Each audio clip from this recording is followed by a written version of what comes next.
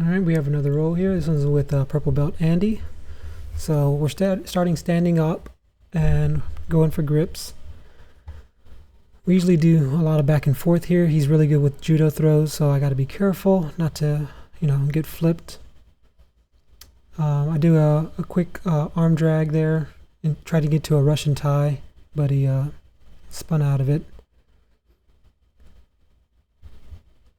Here we're still trying to figure out best grips, and I decide to pull guard.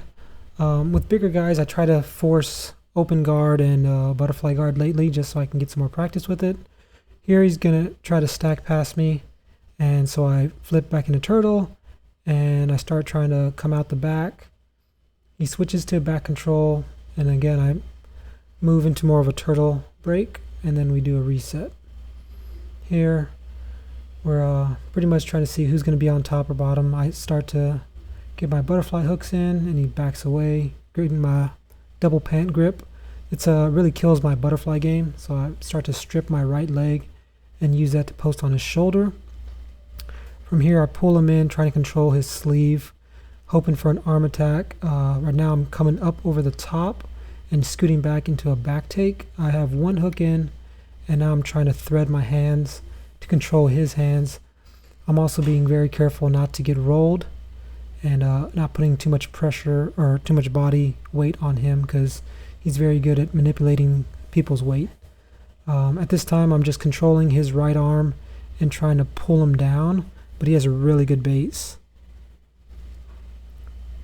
So I decide to come over the top and put in both hooks, and then I'm going to start using my hips to try to spread him out, and also at the same time I'm trying to get better grips using his lapel and anything I can get to just to thread in a choke or arm to get him to move. He normally feels very confident, just kind of buckling down and playing very defensive. When he's on the defensive, he gets it's very hard to submit him, so he feels very comfortable in this position, even though it looks like I'm in a very dominant position.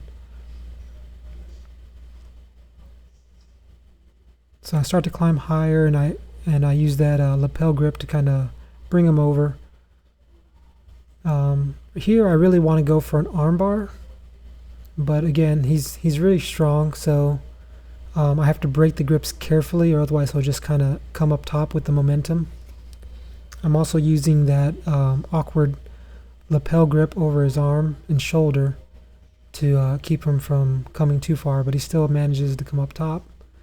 I use his momentum to spin over and keep control.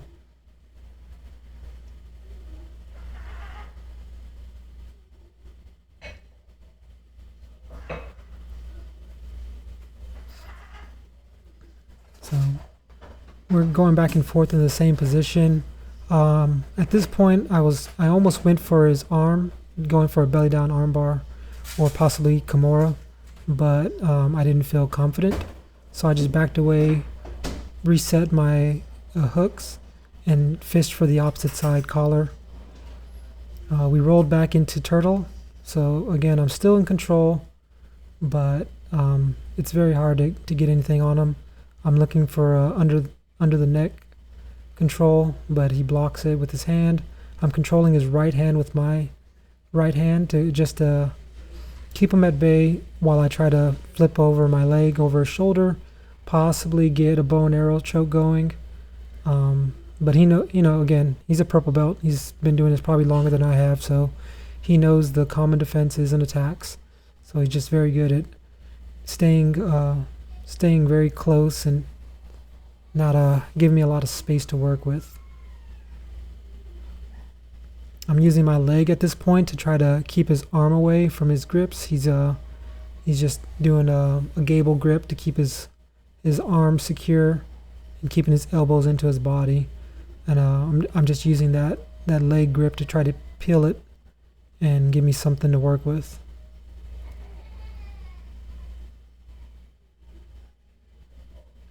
Here he's trying to roll, seeing if there's any weaknesses, and after a while, being in the same position, your legs will get tired.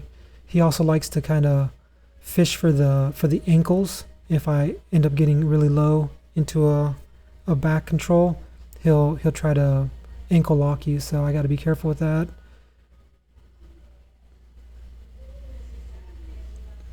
During these rolls, it's really about conserving energy and not squeezing too tight with my legs. Even though I want to maintain control, I'll burn out my legs if I just use all strength. So this is one of those battles. If you look at the timer, we still got another minute and 20 seconds, so really want to pace yourselves. You know, even though I'm on top, it still gets tiring trying to force a submission. So you want to use more technique. Here he's trying to stack up, and I think he's actually going to finally get out. So here he's just using gravity against me. I'm still trying to go for a shoulder lock here, and he starts to posture up. Now I give up the back control and put him in more of a closed guard. But I guess something must have happened, and I was able to spin him back in. So here's what I was talking about. He's going for my ankle. Luckily, I have really flexible ankles, so normally he'll get one ankle pretty tight, and it's not comfortable, but I can normally slip it out as long as I don't have both of them stacked. And he's just trying to come out the side,